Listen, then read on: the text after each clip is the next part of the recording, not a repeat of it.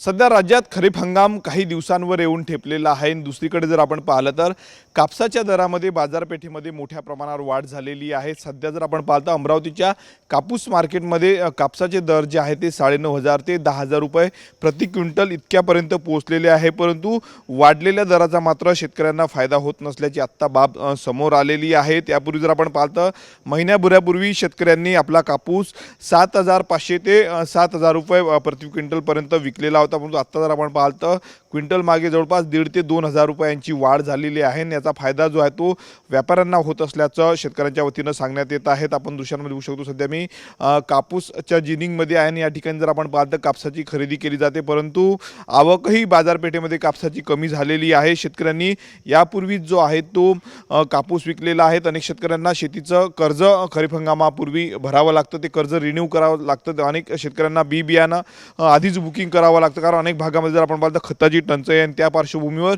शेतकऱ्यांनी जे आहे ते आपला पांढरं सोनं ज्याला आपण म्हणतो तो कापूस विकून शेतकरी मोकळे झाले। पण दुसरीकडे जर आपण पाहिलं तर आत्ता जे आहेत ते कापसाचे दर वाढलेले आहेत। जवळपास 9,500 ते 10,000 रुपये प्रति क्विंटलपर्यंत कापसाचे दर अमरावतीमध्ये गेलेले आहे। परंतु याचा फायदा जो आहे तो शेतकऱ्यांना होत नसल्याचं शेतकऱ्यांनी सांगितलेलं आहे। व्यापाऱ्यांचंच फावलं जे आहे ते या वाढलेल्या दरांमुळे होत आहे। जवळपास 90% शेतकऱ्यांनी जो आहे तो आपला कापूस विकलेला आहे। बियाण्यांची खरेदी असेल किंवा मग इतरही कामासाठी शेतकऱ्यांनी कापूस विकलेला आहे। त्यामुळे वाढलेले जे काही सध्या आता कापसाचे भाव आहे, ज्याची वाढलेल्या भावाची चर्चा होते, त्याचा फायदा मात्र शेतकऱ्यांना होत नसल्याचं समोर आलेलं आहे। कॅमेरामन निकेत दहातोंडेसह मी स्वप्नील उमाप, TV9 मराठी, अमरावती।